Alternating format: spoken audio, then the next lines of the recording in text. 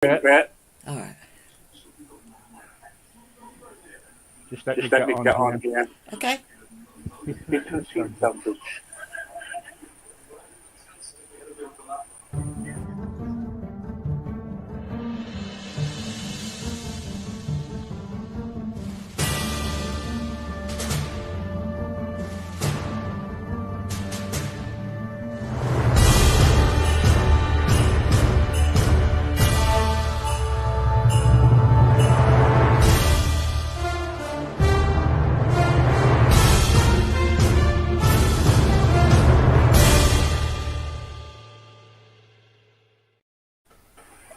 Hello, guys.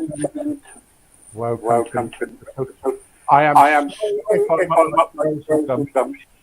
I'm running a bit late. Shame. But anyway, we're here. Susan, how are you? I'm great, thank you. I'm really good. Yes. Brilliant. It's been really raining down here. What's it like where you are? It has rained a bit, but today it's been dry all day, and it's actually quite warm, even though it's cloudy. So yeah, it's okay. It's okay, you know. Brilliant. Did you see what the title was about tonight? Did I see the title? Yeah. Sorry can sometimes be the hardest word. Is it? Well, it can be, because some people they'd sooner die than say they're sorry. Some people make a real meal of it. You know, they go on and they give examples and justifications. Some people might even become aggressive because they are feeling that that they've been wronged and they've wronged. So there can be a lot of specific things that we need to do around an apology, where we sort out in our head what it is we're sorry for, and then just decide that it's important sometimes to acknowledge it. It's important sometimes to actually hold your hand up and say, actually, I did fluff up on that, or I did make a mistake, and get over it in a way, because that can make us look a bigger person. It can improve the relationship. And sometimes we do need to make an apology. But there's an awful lot of people who will agree that they just apologise automatically. It can be quite a complicated thing. You know, somebody bumps into you in the supermarket and we might be the one who goes, oh, sorry, or somebody does something and, oh, we're sorry. So in some situations, it's an automatic word that we use without even thinking.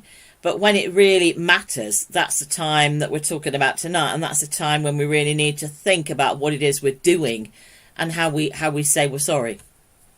Yeah. When we're sorry, will people forgive us? Well, sometimes they will, sometimes they won't. And I think possibly that part of that might depend on how we apologise.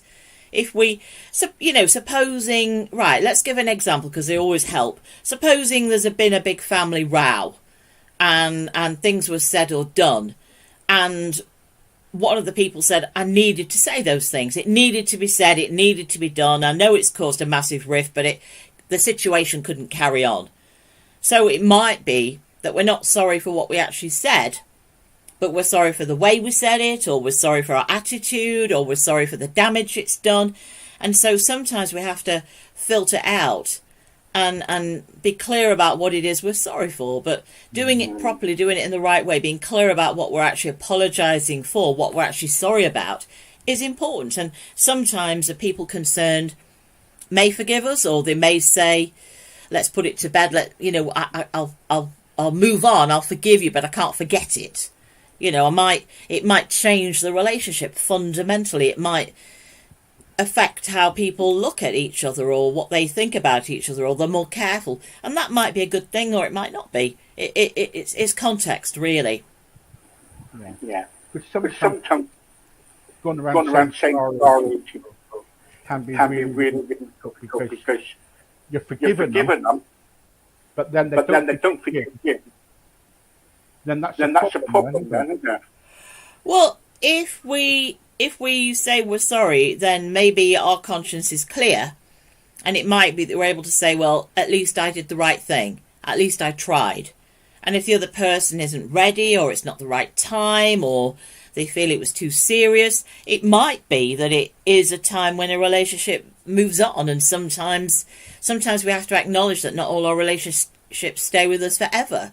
So sometimes it might be that, as I say, we're sorry for what we did, or we're sorry for the way we did it, or we're sorry for the hurt we caused. But sometimes we have to, if we really want to retrieve the relationship, we may have to demonstrate it. We may have to, actions can speak louder than words. So sometimes people might say, words are cheap, talk is cheap.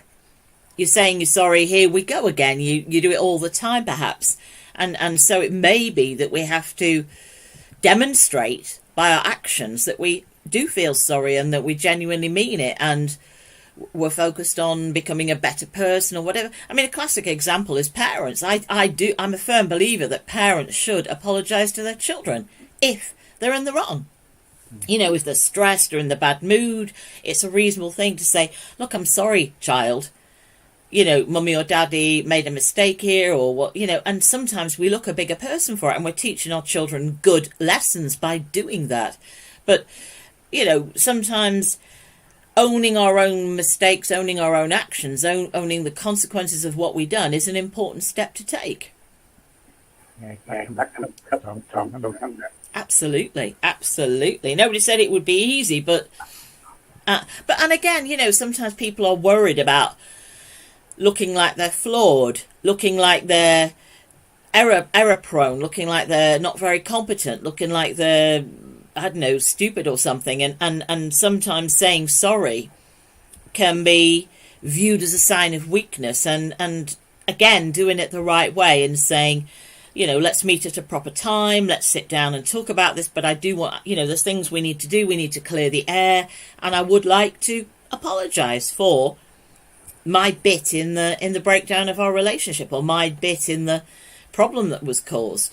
And so sometimes doing it in the right way at the right time, sometimes maybe even using a mediator or a therapist or somebody who can, or a respected religious leader or a family member who everybody respects. Sometimes that can be a great way of sitting down and getting to the bottom of it and clearing the air, rather than constantly going, sorry, sorry, sorry. Sometimes it can sort out what's fundamentally going on and what fundamentally is going wrong, and that might need to be done as well. Yeah. I actually buy 15 letters from about 16 years ago. I've done it for 2 stories, but 15 letters sorry to everyone that far. Yeah.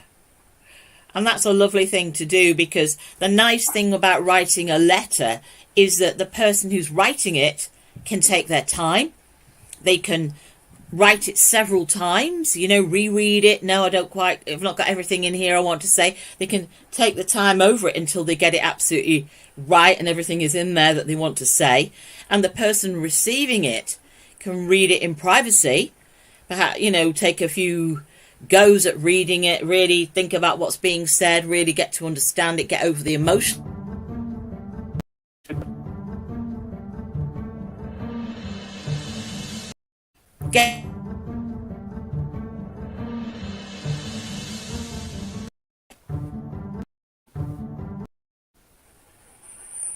Get over the emotion perhaps when they're reading it, and feel comfortable about that. So sometimes that can be an important thing to do, to take the time to read a letter and feel clear about it, and then decide what you want to do with what you've read.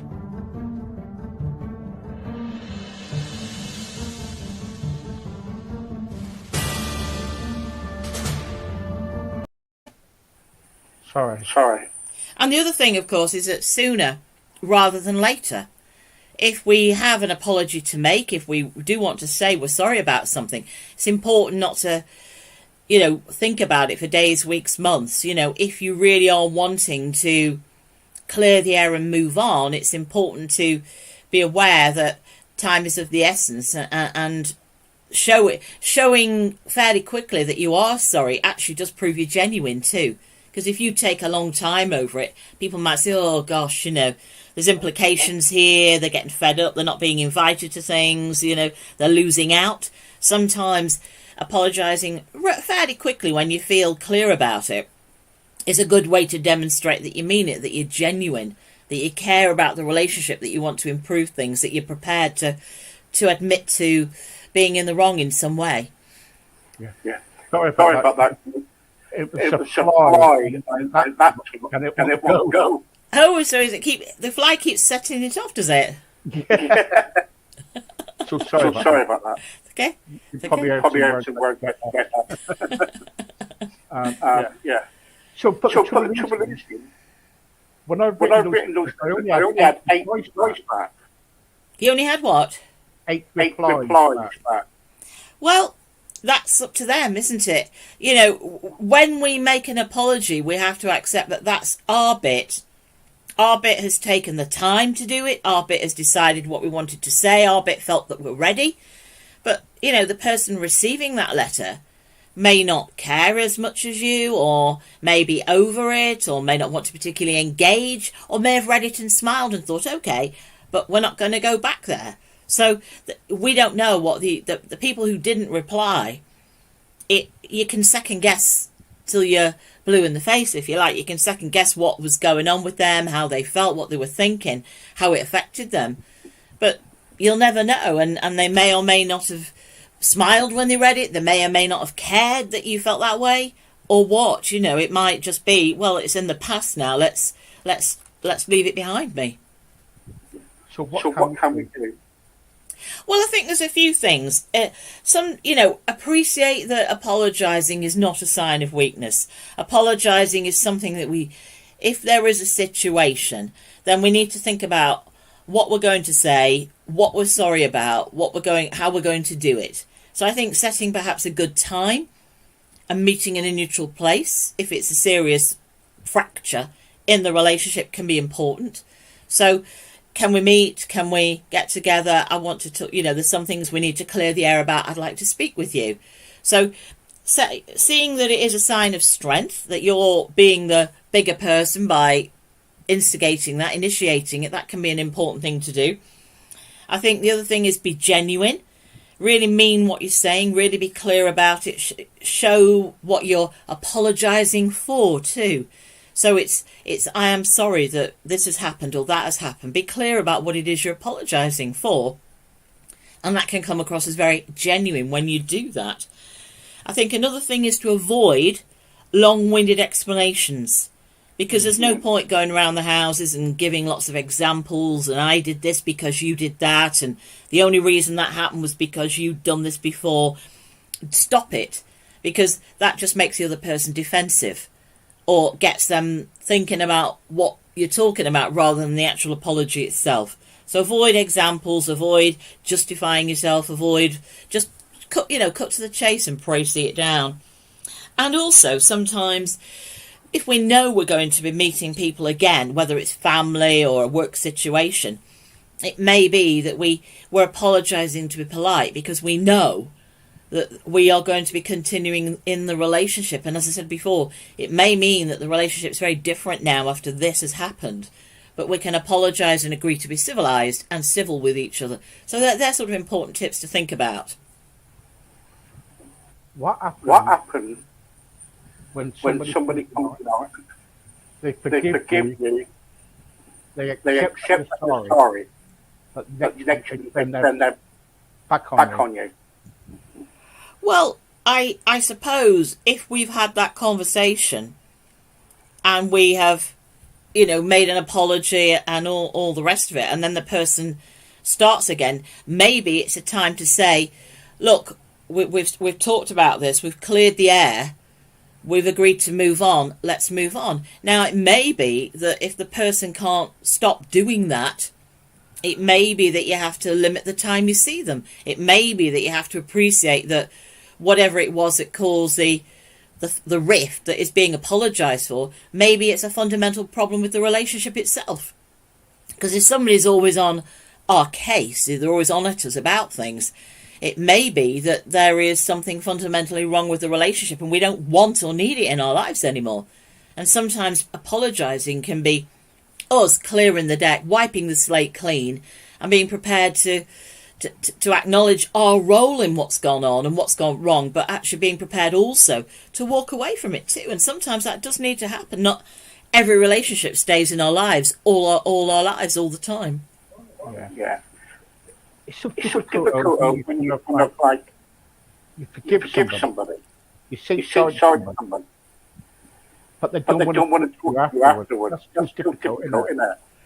Yeah, but it again, forgiveness, having something to forgive for may be a sign anyway that there were some tensions or undercurrents or things not quite right with the relationship in the first place. And so may not be. It may be that we just behaved badly and we need to hold our hand up, or we made a mistake and it was a problem and it caused problems.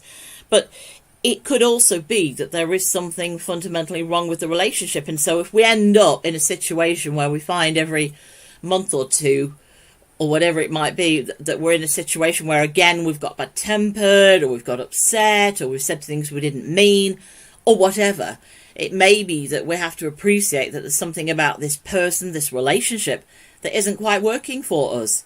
And so sometimes it may be a sign that I call it recategorizing people.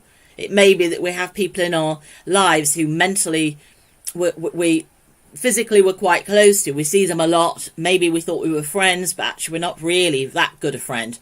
So we recategorize them in our minds in a different little box. So they kind of move out of the close friend or close confidant box, and they move into an okay, must meet, can be polite and civilized. So sometimes we maybe recategorize people, and that can help us feel clearer and better about the relationship, that we don't get entangled in arguments or upheaval or upset. We're able to just do what we need to do and be polite about it.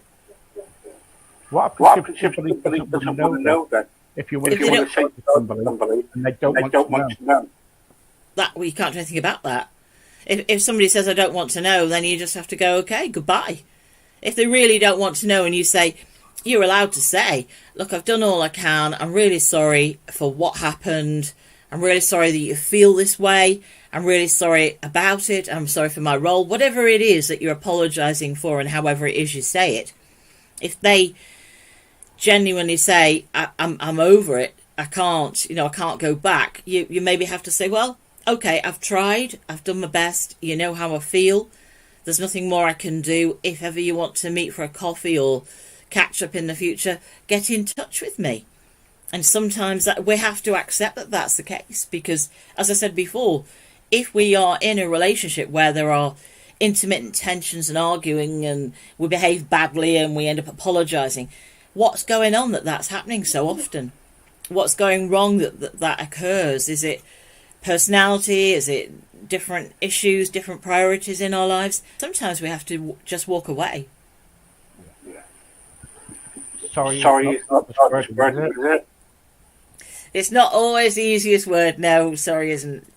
No, but not when you've got to tell someone. Yeah, absolutely. Yeah. Susan, thank you very much. My pleasure. Anytime. Brilliant. Sometimes you have to say sorry.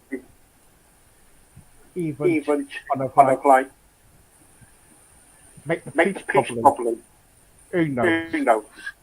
But at the end of the day, say sorry. And we can carry on with our lives. Goodbye, people. Bye-bye. Thank you, Susan. My pleasure. Thank you.